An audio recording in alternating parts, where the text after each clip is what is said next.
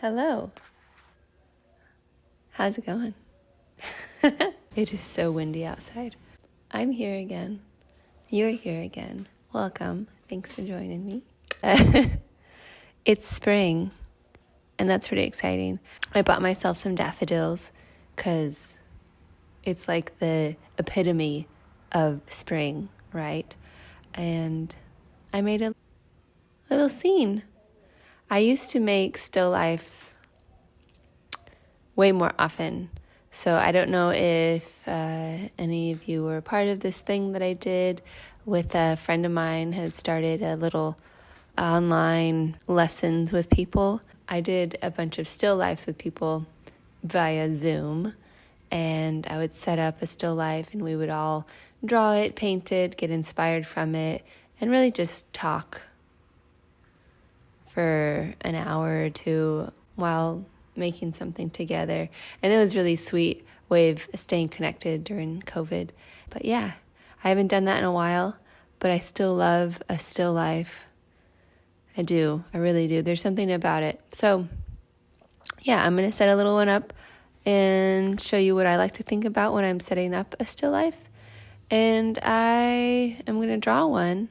I feel like this is a little bit of a cheat way of making a painting. This is a debated thing, perhaps. Is it a painting? Is it a drawing? Well, it's got paint on it, so it is a painting. I painted the drawing. I filled it in, and yeah, it's an easy way to do it, to make a painting. But yeah, let's do it. I'll show you. Okay. So yeah, when I go into setting up a still life, I like to think about what is going to make this dynamic. Clearly, I want the daffodils, so front and center, right?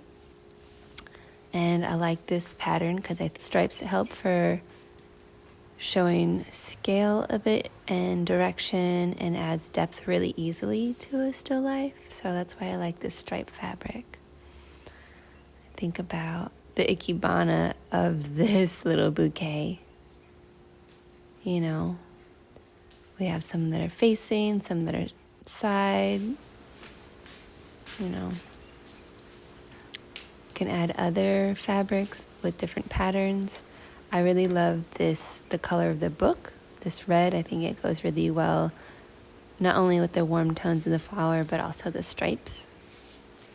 And I always like throwing a little fruit in there, especially if it's going to have a different shape.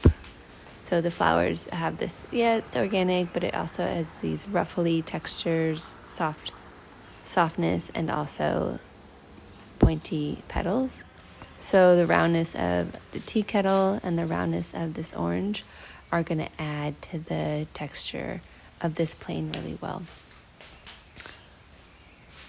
So kind of move the things around, feel it out. I think there is that, that notion of wanting to find this golden triangle within the plane. And I think that color helps with that a lot. Helps to direct your eye, frame it. Kind of the point to the top of the daffodils.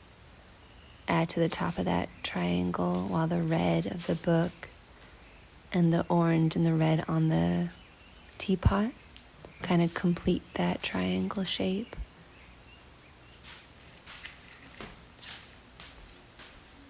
I think so does the chair. Back panel of the chair kind of help cut that picture plane, break it up a little bit, and add that framing of the flowers, reinforces that. So I have this basic setup all done and ready to go. I got my paper. All right, let's do it. I think a lot of times people will plot out little points in the drawing and keep drawing incredibly, incredibly loose with very basic shapes, very basic points in the composition just to get it on the picture plane first. And I think that's a really great, really safe place to draw a still life from. I, on the other hand, I don't do that at all. I just go for it. I use an eraser if I need to. I'm not worried about making a mistake. I'll just head first dive into a drawing. As you can see, I keep it pretty loose, but I just draw it and hope that my perspective isn't too off by the end of it. I'm using this really lovely lead holder. It's really short, so I have small hands, so I think that really helps. And it's also pretty chubby, so the tip of the pencil is not sharp. It's very rounded, so I think that helps me keep the drawing a bit looser as well. I love how elegant a handle can be.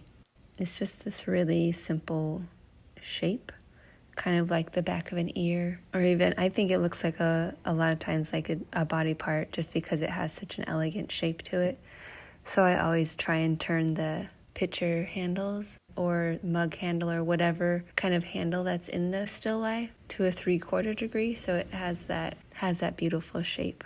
So I hope this isn't drawn too light so you can't quite see it, but I think you can see everything that's being drawn on here. You know, keeping it fairly loose. I'm not going to erase these lines when I paint it either.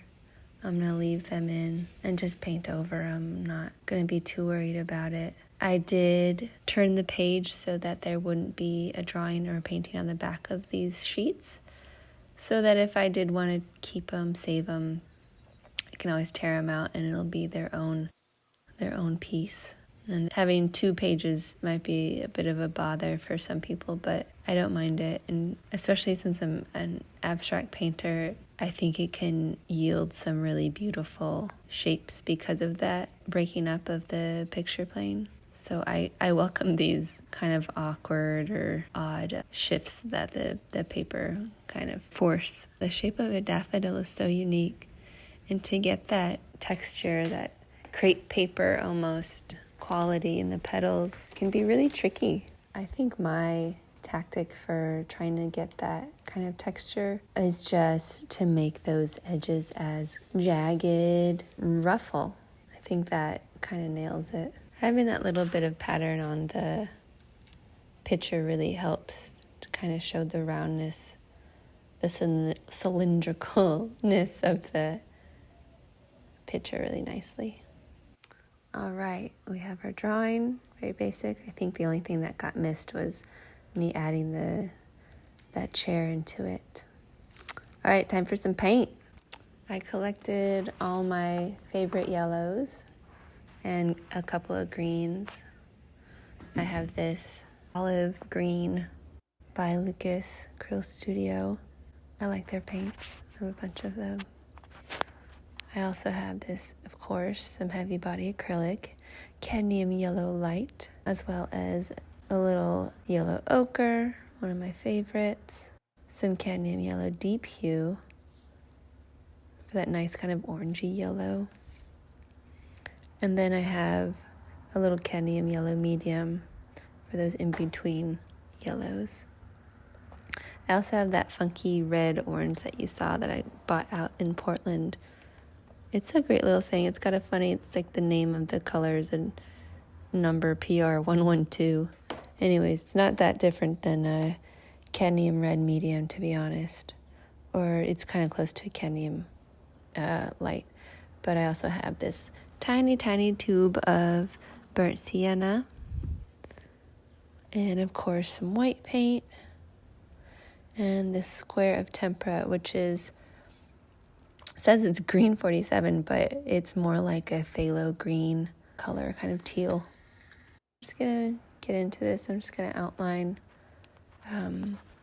basically cover all the pencil lines with this here, phthalo green kind of color. Going in kind of light, not too dark, because I'm going to go over it with such light colors. And the paper is so thin, I don't actually want to use a whole lot of paint on this surface.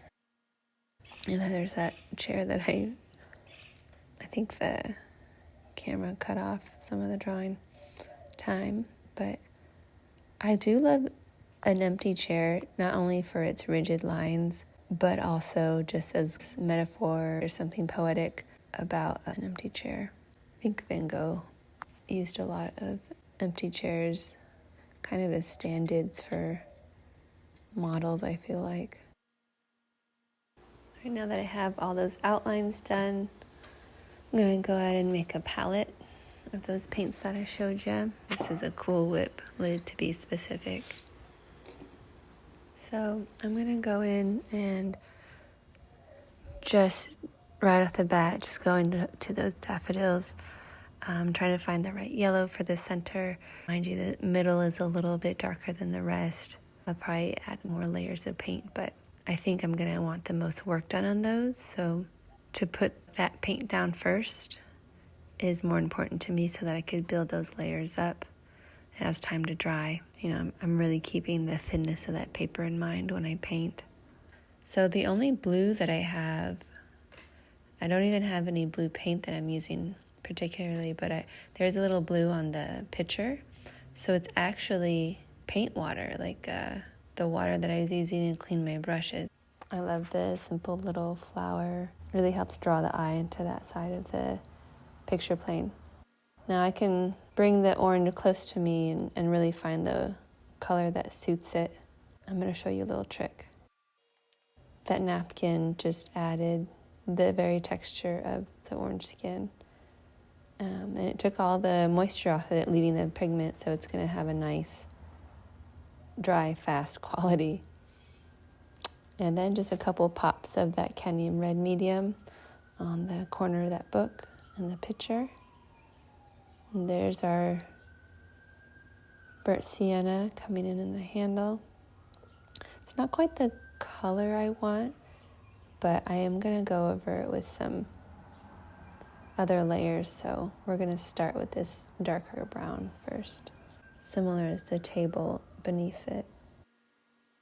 This chair kind of has this honey wheat kind of finish to it. We're just going to give it a little more definition and shadow to give this a little more depth. And then finally it can go in with the green on the stems.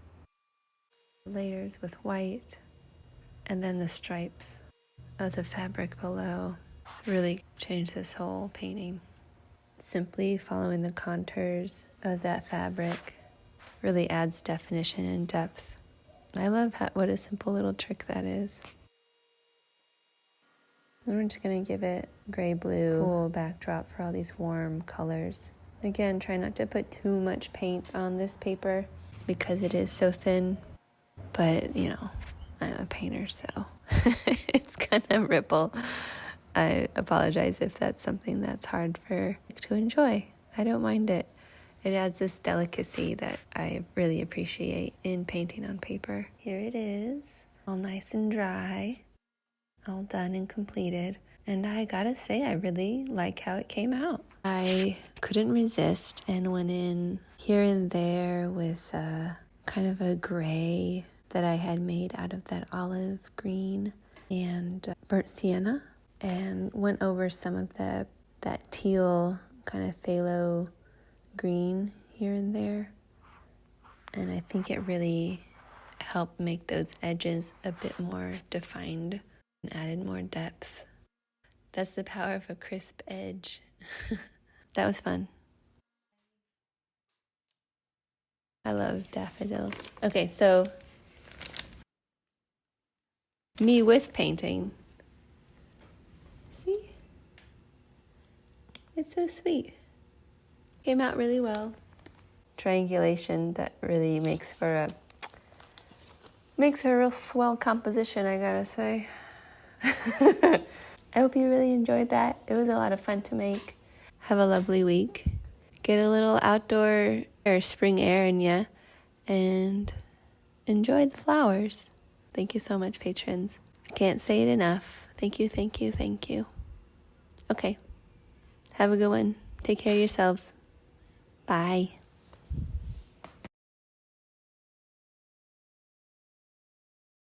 I really like it. Cha cha cha cha.